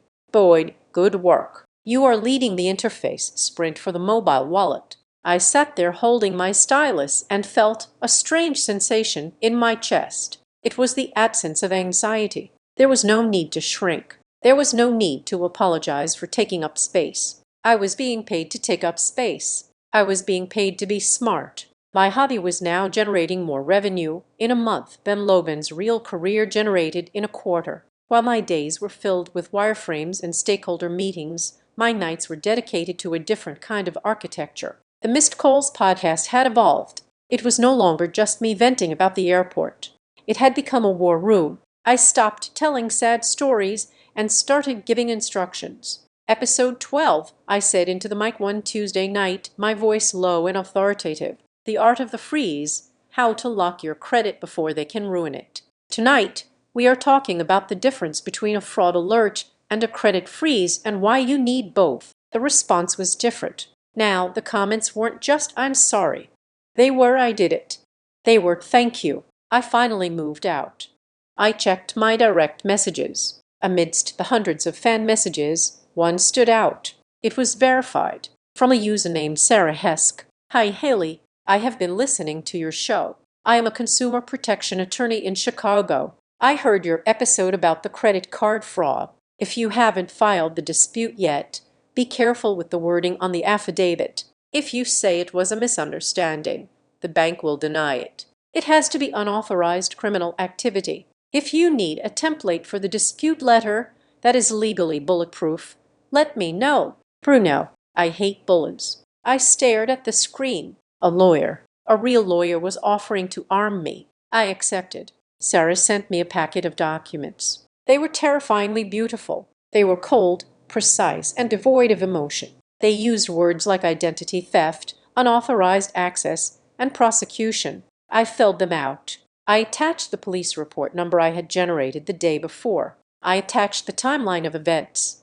I attached the IP address lobs I had pulled from the email provider showing the account was accessed from Milwaukee, not Denver. It was a design project. The user experience was convinced the bank I am a victim. The interface was irrefutable evidence. I printed the package at the office. It was an inch thick. I mailed it certified. Return receipt requested.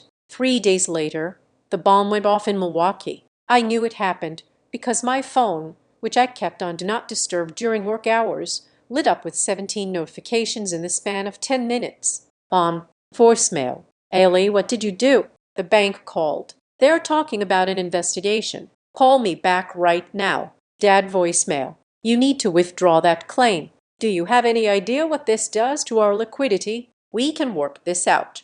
Logan, text. You are actually crazy. Mom is crying. Fix this. I sat in my ergonomic office chair overlooking the Denver skyline. I took a sip of my sparkling water. I did not call them back. I did not text. I opened my email. I composed a new message to Diane Boyd, Mark Boyd, Logan Boyd. Subject: Communication Protocol. I have received your calls due to the pending fraud investigation and the legal nature of the dispute regarding the unauthorized accounts opened in my name. I have been advised to cease all verbal communication. If you have anything to say to me, you may put it in writing. Any further attempts to call my personal number will be documented as harassment and added to the case file. Haley. I hit send. It was the coldest thing I had ever done. It was also the most necessary. By forcing them to write, I was stripping them of their weapons. They couldn't use tone. They couldn't use guilt-tripping pauses. They couldn't gaslight me by saying I never said that later. If they wrote it, I had it. The silence that followed was heavy, but it was the silence of a siege. They were tracked. If they emailed me admitting they opened the accounts, I had a confession. If they emailed me threatening me, I had harassment. So they stopped. But the consequences didn't stop. Logan was the first to crumble. Without me to manage his digital life, the cracks in his competence were becoming canyons. I heard about it from a mutual friend, a guy named Chris, who worked in Logan's building. We met for coffee in Denver when Chris was in town for a conference. "It is bad, Haley," Chris said, wincing as he took a sip of his latte. "Like really bad. Last week, Logan had to present the Q1 projections. Usually, his decks are slick. This time, it looked like a fourth grader made it in paint. White background, black text, typos everywhere. He didn't use the templates I made him. I asked, keeping my face neutral. He couldn't find them." Chris laughed. "Apparently, they were on that cloud account you canceled." He stood up there and tried to wing it. He kept saying, and the VP asked him a basic question about the data source, and Logan just froze. He said, "I usually have support staff handle the raw data." The VP said, "Logan, you are the support staff." I felt a dark, sweet satisfaction curl in my stomach. It wasn't gloating. It was justice. For years, Logan had walked around wearing my hard work like a tailored suit. Now he was naked, and everyone could see that the emperor had no skills. "Is he going to be fired?" I asked. "Probation. Chris said he is on a performance improvement plan. He has 30 days to prove he can actually do the job." He wouldn't make it. I knew he wouldn't. Logan had never learned to swim, because he had spent his whole life standing on my shoulders. Then there was Kelsey. My sister emailed me a week after the written-only rule went into effect. She didn't use the group thread. She emailed me privately. Subject FAFSA. "Haley, I know you said to write. I am not asking for money, but the school counselor said I need to fill out the FAFSA for financial aid if I want to go to community college since I missed the art school deadline. Mom and Dad won't give me their tax info. They are screaming about audits. I don't know what to do. I don't know how to fill this out. Can you just tell me what line 4B means?" I looked at the email. It was the first time Kelsey had ever asked how to do something rather than asking me to do it for her. I could have ignored it. I could have let her fail to teach her a lesson. But the goal wasn't cruelty. The goal was independence. I didn't do it for her. I didn't ask for her login. I replied, "Here is a link to a YouTube tutorial that explains the form line by line. You need to demand the tax returns from Dad. Tell him that if you don't file, you don't get aid and he has to pay tuition out of pocket. He will give them to you." I hit send. I was no longer the mule. I was the guide. If she wanted to walk the path, she had to move her own legs. By the end of my first month at Holloway and Pike, my first full paycheck hit my bank account. I looked at the number on the screen. It was beautiful. After taxes, after the 401k contribution, after the insurance premium, it was still more money than I had ever possessed. I paid my rent. I paid my phone bill. I paid for my groceries, and I had $2,000 left over. I opened a new savings account. It wasn't at the same bank my parents used. It was at a credit union across town. The app asked me to name the goal, Vacation New Car Emergency Fund. I typed in the name Gate 12. It wasn't a fund for a trip. It was a fund for a promise. Gate 12 was where I stood in the wind. Gate 12 was where I realized I was alone. Gate 12 was the lowest point of my life. I transferred the $2,000 into the account. This money was my never-again fund. If I ever got stranded, if I ever got fired, if the world ever turned its back on me, I would have the resources to buy my own ticket. I would never stand on a curb waiting for a car that wasn't coming. I watched the balance settle. Gate 12, $2,000. I closed the laptop. I walked to the mirror in my new apartment, the one I had secured with an extra large security deposit and a letter of employment from my new firm, bypassing the credit check hurdle. I looked at myself. I was tired. Yes, the legal battle was draining. The emotional toll of cutting off my family was a heavy coat I wore every day, but I was standing on solid ground. My phone buzzed on the counter. It was an email notification from Chase Fraudept. Subject: update on your dispute. Dear Miss Boyd, We have received your affidavit and supporting documentation. Based on the evidence provided, we have provisionally credited the $8,000 back to your account while we pursue the responsible party. Pursue the responsible party. It was happening. The machine I had built was working. I wasn't destroying them. I was simply stepping out of the way and letting the consequences find them. I picked up my keys. I was going to buy myself a dinner, a real dinner, sitting at a table for one, paying with a card that had my name on it and answering to no one.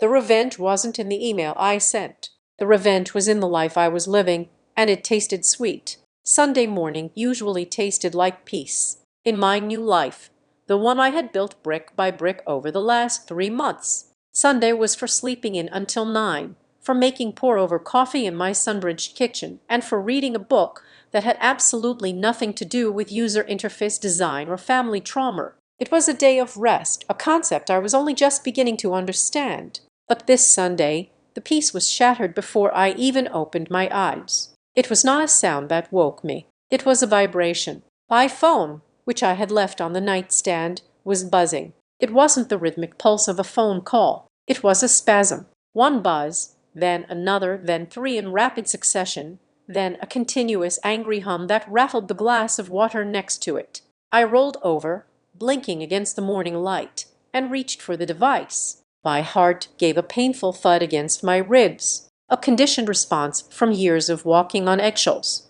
I looked at the screen. 37 notifications. They were all from one contact. Mom. I sat up, the sheets pulling around my waist. The last time I had seen this many notifications was at O'Hare, standing in the freezing wind, desperate for someone to remember I existed. Back then, the screen had been a list of my outgoing desperation. Today, it was a list of their incoming panic. I unlocked the phone. The messages scrolled past my eyes. A chaotic timeline of a family system in total collapse. 7:30 a.m. Haley, pick up. It is an emergency. 7:32 a.m. We need to talk right now.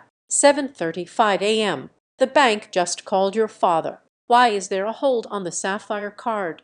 7:40 a.m. Haley, please. We are family. You can't just ignore this. 7:50 a.m. Pick up the phone. You are scaring me. 8:10 a.m. You are ungrateful after everything we did for you. 8:15 a.m. You are ruining us. Do you hear me? You are destroying this family over a misunderstanding. I read them twice. The progression was textbook. It started with alarm, pivoted to manipulation, shifted to guilt, and finally settled on rage. It was the entire cycle of abuse condensed into 45 minutes of blue text bubbles. My thumb hovered over the screen. I didn't feel the urge to cry. I felt a cold clinical curiosity. What had happened? The bank doesn't usually call on Sunday mornings unless the situation is catastrophic. Then I saw the voicemail icon. I pressed play and held the phone to my ear. Hilly. My mother's voice cracked through the speaker. She sounded wrecked. She was sobbing. Those deep gasping breaths that used to make me run to get her a glass of water when I was a child. Haley, please call me back. An investigator called the house. They are asking about their using words like fraud. You have to tell them it was a mistake. You have to tell them you authorized it. She broke down into tears. But then I heard it. It was faint, buried under the sound of her weeping. But I had spent the last few months editing audio for my podcast. My ears were tuned to background noise. I heard a whisper. It was sharp and hissed coming from somewhere in the room with her. Tell her we will pay it back. Ask her what we are going to say to the police. It was my father or maybe Logan. It didn't matter. The sobbing wasn't fake. My mother was genuinely terrified. But the performance was directed. She was being coached. They were standing in their kitchen, probably surrounded by granite countertops and stainless steel appliances, workshopping the script that would manipulate me into taking the fall for their felony. I lowered the phone. A shiver went down my spine. But it wasn't fear. It was disgust. It was the final absolute realization that there was no love in that house, only self-preservation. The dispute I had filed with the help of Sarah, the lawyer, had landed. The bank had looked at the IP logs, looked at the timeline, and realized this wasn't just a billing error. They had escalated it to their fraud division. And because the amount was over $5,000 and because it crossed state lines, my credit was in Denver. The theft was in Milwaukee. It was potentially a federal issue. The perfect name of the Boyd family was not just tarnished.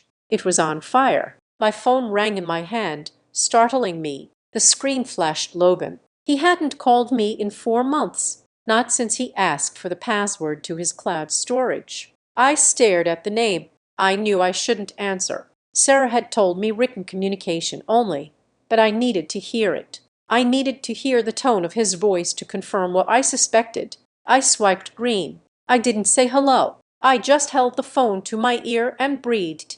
Illy. Logan's voice was jagged. He didn't sound like the golden boy anymore. He sounded like a cornered animal. Jesus, finally. Do you have any idea what you have done? I am recording this call, I said calmly. I wasn't, but in a one-party consent state. The threat was usually enough to strip away the bravado. Stop with the legal crack, he shouted. This isn't a game. Haley, Mom is hyperventilating. Dad is on the phone with his lawyer, but the guy is saying he can't stop a bank investigation once it is flagged as identity theft. You have to call them. I have to call them, I repeated. Yes, call the bank. Tell them you forgot you gave Mom permission. Tell them it was a miscommunication. We will pay the $8,000. I will transfer it today. Just make it go away. You want me to lie to a federal investigator? I said. You want me to commit perjury to cover up your theft? It wasn't theft, Logan screamed. It was a bridge loan. We were going to pay it back. Why do you have to be so vicious? You are treating us like criminals. If the shoe fits, Logan, you are such a he spat out. You think you are so high and mighty with your little protest and your new job. You are nothing without this family. You are going to send Mom to jail. Is that what you want? You want to see Mom in handcuffs because you're petty about a few thousand? There it was. The entitlement, the utter lack of accountability. He truly believed that my role in the universe was to absorb the impact of their mistakes. He believed I was the designated airbag for the Boyd family crash. I don't want Mom in jail, I said, my voice surprisingly steady. I just don't want her in my wallet. There is a difference. Fix this. Haley, he demanded, his voice dropping to a growl. Fix it now. I closed my eyes. For 19 years. Fix this, Haley, had been the soundtrack of my life. Fix the internet. Fix the printer. Fix the dinner. Fix the mood. I opened my eyes. The sun was fully up now, illuminating the dust motes dancing in the air of my apartment. Now I said what? I said no. I am not fixing it. You have to. But I interrupted. I will talk to you. Not on the phone. Not via text. Face to face. We are in Milwaukee, he said. I know where you are, but if you want to save yourself, you will come to me, or at least meet me halfway. I checked the time. It was 9 in the morning. Meet me in Chicago, I said. 1 hour and 30 minutes. If you leave now, you can make it. Chicago, he stammered. Why Chicago? Because that is where you left me, I said. I hung up before he could argue. I didn't wait for a confirmation. I knew they would come. Desperation is a powerful fuel, much stronger than love. They were terrified of the consequences, and they believed, arrogantly and foolishly, that if they could just get me in a room, they could bully me back into submission. They thought they could use the old triggers, the tears, the shouting, the family first rhetoric to force me to recant the affidavit. I got out of bed. I showered. I didn't dress for comfort. I dressed for war. I put on my best dark jeans, boots, and the leather jacket I had bought to celebrate my promotion. I pulled my hair back tight. I walked to the kitchen and drank a glass of water. My hands were shaking slightly, but not from fear. It was adrenaline. It was the feeling of a soldier walking toward the front line, knowing the enemy is out of ammunition. My phone buzzed again. It was a picture message from Mom. It was a blurry photo taken from the passenger seat of a moving car. It showed the green highway sign on Interstate 94, Chicago, 65M underneath. She had typed, "We are coming. Please don't leave." I stared at the photo. Please don't leave. The irony was so sharp it almost drew blood. 4 months ago, I had stood on a curb praying for them to come. I had watched tail lights fade into the distance. I had begged the universe for them not to leave me. Now they were breaking speed limits to get to me. But they weren't coming for Haley. They were coming for the plaintiff. I grabbed my keys and headed out the door. The drive to the meeting point was a blur. I didn't listen to music. I drove in silence, rehearsing what I needed to say. I wasn't going there to accept an apology because I knew one wasn't coming. An apology requires remorse, and they only had regret. I pulled into the parking lot of the coffee shop I had chosen. It wasn't inside the airport. I couldn't get past security without a ticket, but it was just off the access road to O'Hare. It was a place filled with travelers, people with suitcases, people checking flight boards, people saying hello and goodbye. The sound of jet engines roared overhead, a constant thundering reminder of where this had all begun. I walked inside. The smell of roasted coffee and sanitizer hit me. I ordered a black coffee. I found a table in the back far enough from the door to see who was coming, but close enough to the exit that I could leave if I needed to. I sat down. I placed my phone on the table, face up. I opened the folder I had brought with me. Inside were copies of the credit report, the affidavit, and the timeline I had sent to the bank. I wasn't hiding anything. Transparency was my weapon. I watched the door. 10 minutes passed, then 15. Then I saw them. The automatic door slid open. My mother walked in first. She looked smaller than I remembered. She was wearing sunglasses, even though it was overcast outside, likely to hide swollen eyes. Her hair, usually perfectly coiffed, was pulled back in a messy clip. She was clutching her purse to her chest like a shield. My father followed her. He looked aged. His shoulders were slumped and his face was red, a map of high blood pressure and suppressed rage. He was scanning the room frantically. Logan came last. He wasn't wearing a suit. He was wearing a hoodie and jeans, looking like the college student he still mentally was. He looked exhausted, his eyes dark and restless. They looked like refugees from a disaster of their own making. My mother saw me. She stopped. She took off her sunglasses. Her eyes locked onto mine. For a second, I saw the flash of the mother I used to want. The one who would run over and hug me. The one who would say, "I missed you." But she didn't run. She hesitated. She looked at Dad. He gave a sharp nod. They walked toward my table. I didn't stand up. I didn't smile. I sat with my hands folded on top of the file folder, my back straight, my feet planted firmly on the floor. I was 19 years old, but in that moment, I was the oldest person in the room. They reached the table. The air around them crackled with tension. "Haley," Mom breathed, her voice trembling. She reached out a hand as if to touch my shoulder. I leaned back slightly, just out of reach. "Sit down," I said. It wasn't a request. It was a directive. They looked at each other, confused by the shifting gravity. Usually, I was the one standing while they sat. Usually, I was the one serving. Slowly, awkwardly, they pulled out the chairs and sat down. Mom across from me, Dad and Logan on either side of her. We were a family portrait of ruin. "We are here," Dad said, his voice gruff. "Now tell us how we stop this investigation." I looked at him. I looked at the man who had toasted Logan as the future while stealing my past. "You don't stop it," I said.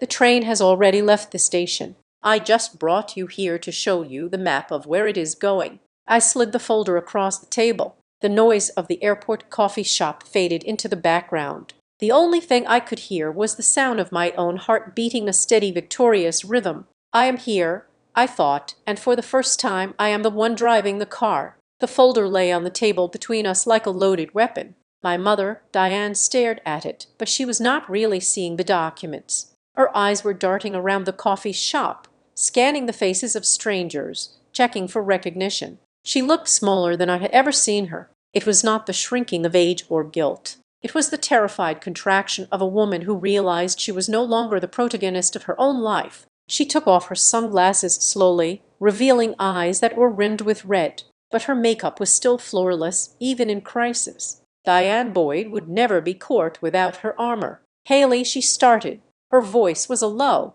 breathy register that she reserved for funerals and parent-teacher conferences where I was in trouble. "I am glad you came. I truly am." She reached across the table. Her fingers, manicured in a soft pink, hovered near my hand. I did not move mine away, but I did not open my palm to receive her. I just let my hand rest there, a stone against the wood. We have been doing a lot of thinking, she continued, withdrawing her hand when she realized I wasn't going to hold it.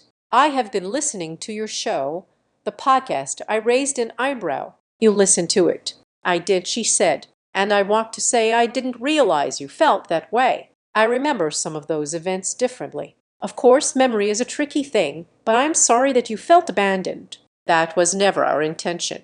My heart gave a stupid, treacherous lurch. For 19 years, I had starved for those words. I am sorry. I didn't realize it was the oxygen I had been holding my breath for. For a split second, the little girl inside me wanted to leap across the table, bury her face in her mother's coat, and cry until the hurt went away. I wanted to believe that the last 4 months had been a wake-up call, that she had finally seen me. I almost softened. I almost said, "It's okay, Mom." But then she sighed. It was a sharp, frustrated sound. "But Haley," she said, leaning in closer, her voice dropping to a conspiratorial whisper, "you have to understand what this is doing to us, to the family name." The oxygen vanished. The little girl in my chest curled up and went cold. "What is it doing, Mom?" I asked. My voice was flat. "People think we are monsters," she hissed. "I went to the grocery store yesterday and Mrs. Higgins, you know, the woman who runs the charity drive, she turned her cart around in the aisle to avoid me. People are whispering at the club I was supposed to chair, the spring garler, and they sent me an email yesterday saying they are going in a different direction this year." She looked at me, her eyes wide with indignation. She wasn't crying because she had hurt me. She was crying because she had lost her committee chair. "And Logan," she continued, gesturing to my brother who was staring sullenly at his paper cup. "His workplace is asking questions. That human resources woman called the house Haley. She asked if there were pending legal issues regarding fraud. Do you know how embarrassing that is? He is on a performance plan. He could lose his job. He stole my identity." I said. "He borrowed your credit," she corrected sharply, "and we are ready to pay it back. Dad has the check right here." My father reached into his jacket pocket and pulled out a folded check. He slid it across the table. I didn't look at the amount. "So here is what we are going to do," Mom said, her voice taking on that familiar managing tone. She was back in control. She had a plan. "We pay off the card today. You call the bank and tell them it was a misunderstanding, a family arrangement that got messy. We withdraw the affidavit." She paused, waiting for me to nod. When I didn't, she played her ace. "And then," she said, "we make a statement together." "A statement?" I repeated. "Yes, a video or maybe just a post on your TikTok thing. We sit down together. We smile. We tell everyone that we talked it out, that families fight, but they love each other. We show them that the Boyd family is whole. We can spin it as a mental health awareness thing. Healing reconciliation. People love that stuff, Haley. It would be good for your brand, too." I stared at her. The audacity was breathtaking. It was architectural in its scale. She didn't want a daughter. She wanted a PR crisis manager. She wanted me to use the credibility I had built with my own pain to whitewash their reputation. She wanted me to look into a camera and lie to 3 million people so she could get her position back at the spring garler. I looked at the check. I looked at Logan, who was watching me with a mixture of hope and resentment. I looked at Dad, who just wanted the problem to go away. I let out a short, dry laugh. "You are incredible," I said softly. "But—" Mom blinked. "You aren't sorry you did it," I said, meeting her eyes. "You are sorry people believe me." "That is not true," she protested. "We love you." "Dear?" I asked. The noise of the coffee shop seemed to drop away. I felt a strange sense of focus. I needed to know one thing. I needed to close the loop on the night that started it all. "Mom," I said, "December 19th, O'Hare Airport." She flinched at the date. "Haley, don't start with that again." "I called you 12 times," I said. "I stood on the curb for 3 hours. I called Dad. I called Logan. I called you 12 times." "We were busy," Logan snapped. The music was loud. Quiet, Logan, I said, not looking at him. I kept my eyes on my mother. I want to know the truth, not the version you tell the neighbors, not the version you tell yourself. The truth. I leaned forward. Did you not hear the phone? Or did you see it ringing and choose not to answer? She looked away. She looked at her purse. She looked at the exit sign. It doesn't matter now, she muttered. It matters to me, I said. It is the only thing that matters. Did you see the calls? She was silent for a long time. Her fingers picked at the leather strap of her handbag. Finally, she looked up. Her face was stripped of the pretense. For the first time, she looked ugly in her selfishness. Yes, she whispered. I felt the air leave my lungs. You saw them?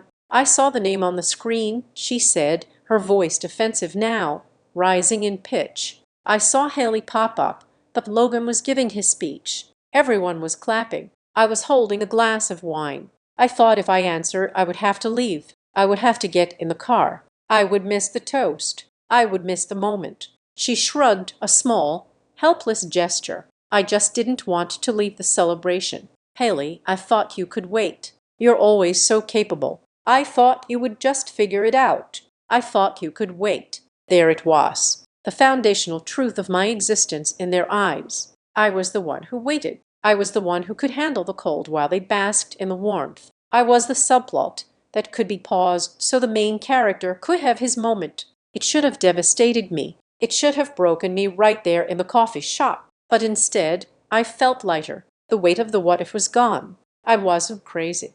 I wasn't dramatic. I was right. They had seen me drowning and decided that saving me would ruin the vibe of the party. I looked at the curb outside the window. I saw a girl standing there with a suitcase waiting for a ride. I looked back at the woman across the table. I didn't need her to pick me up anymore. I had already walked home. I sat back in my chair. I pushed the check back across the table toward my father. Keep your money, I said. But Dad looked panicked. Haley, take it. Pay the card. I don't want your money, I said. And I am not making a video. You have to, Mom cried, forgetting to whisper. People at the next table turned to look. If you don't, we are ruined. Logan will lose his job. The bank will prosecute. That is not my problem. I said, we are your family. Then act like it. I said, my voice was steel. You want a relationship. You want reconciliation. Fine. Here are the terms. I held up one finger. 1. No public statements. I will not post about you, and you will not post about me. I will not help you clean up your image. You broke it. You fix it. I held up a second finger. 2. You pay the credit card debt directly to the bank. I am not touching that money. You deal with the fraud department. If they decide to press charges because you admitted to a felony, that is between you and the federal government. I will not lie to an investigator to save you. I held up a third finger. 3. If you want to speak to me, you go to therapy. Real therapy, not a life coach, not a spa weekend. I want to see a receipt from a licensed psychologist. Until then, you do not call me, you do not text me, you do not come to Denver. I stood up. My mother looked up at me, her mouth open in shock. She looked like a queen who had just been told her crown was made of tin. You can't do this, she whispered. I am your mother. I know, I said. And for 19 years, that was enough to make me stay. But it is not enough anymore. Logan stood up, his face red. You are such a careful, Logan. I cut him off. I am the only reason you aren't currently explaining to the police why you furnished your apartment with stolen funds. Sit down. He sat. The power dynamic had shifted permanently. The golden boy was tarnished, and the glass child was bulletproof. I picked up my folder. I looked at them one last time. They looked like a tableau of misery. They were trapped in the consequences of their own choices. And for the first time, I wasn't offering to carry the burden for them. Goodbye, Mom, I said. I turned around and walked toward the door. Haley, she called after me. Haley, wait. Are we supposed to tell people? I didn't turn back. I pushed open the glass door and stepped out into the cool Chicago air. Tell them the truth, I said to the wind, or don't. I don't care. I walked to my car. My phone buzzed in my pocket. I ignored it. I got into the driver's seat and locked the doors. I took a deep breath. The air smelled of jet fuel and freedom. I checked my email. A notification from the leasing office in Denver popped up. Subject application update. Dear MS. Boyd, following the resolution of the dispute on your credit report and the letter of employment from Holloway and Pike, we are pleased to inform you that your application for Unit 4B has been reconsidered and approved. Welcome home. I smiled. I started the engine. I didn't look back at the coffee shop. I merged onto the highway, heading north, not toward Milwaukee, but toward the on-ramp that would take me back to my life. I had left them at the airport, and this time I wasn't coming back to pick them up. Before I turned my back on the table in that coffee shop, before I walked out into the Chicago wind, there was one final desperate exchange that seared itself into my memory. It was the moment the last illusion crumbled. My mother, Diane, had stopped crying. The realization that her tears were not working had dried them up instantly, replaced by a cold, sharp panic. She looked at the folder of evidence I had placed between us, the timeline, the IP logs, the affidavit, and she finally understood that this was not a tantrum. It was a legal strategy. If you file anything, she hissed, her voice low and trembling with a mix of fear and fury, you will destroy us. Do you understand that you will destroy your brother's career? You will destroy our standing in the community. You are holding a grenade, Haley. I looked her dead in the eye. My pulse was steady. I am not destroying you, Mom, I said, my voice calm enough to cut glass. I am stopping you. I reached into my bag and pulled out one last envelope. I slid it across the table. It wasn't a lawsuit. It was a road map. Inside was a copy of the credit repair timeline, a list of the specific forms they needed to sign to accept liability without facing jail time if the bank was feeling merciful, and a guide on how to lock their own credit so they would never be tempted to use each other's names again. This is not a threat, I said. This is the end. It is the closure you refuse to give me. Diane stared at the papers. She looked up at me, her face pale. You have this all organized.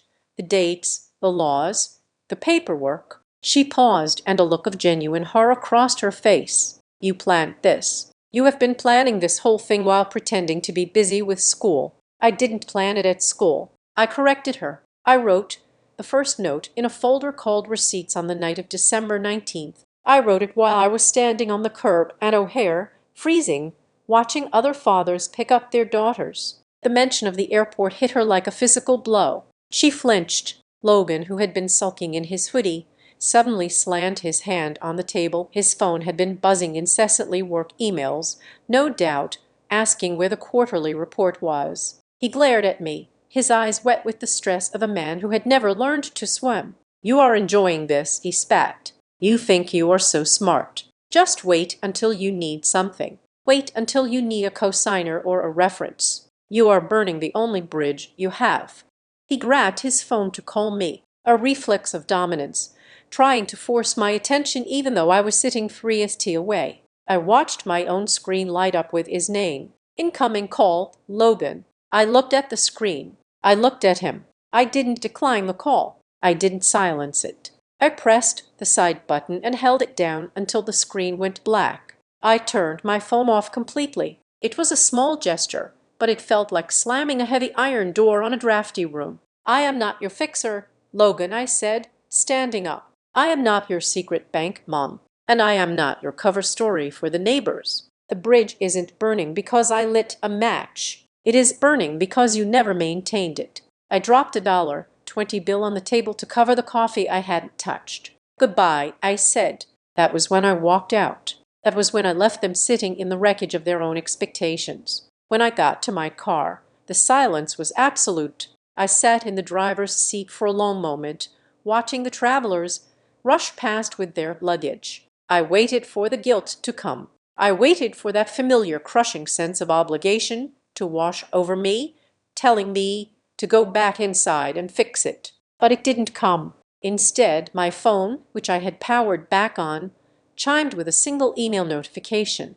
I opened it. It was from the property management company in Denver. Dear MS. Boyd, we are pleased to inform you that following the resolution of the dispute on your credit report and the verification of your employment, your application for the studio apartment has been approved. The lease is attached.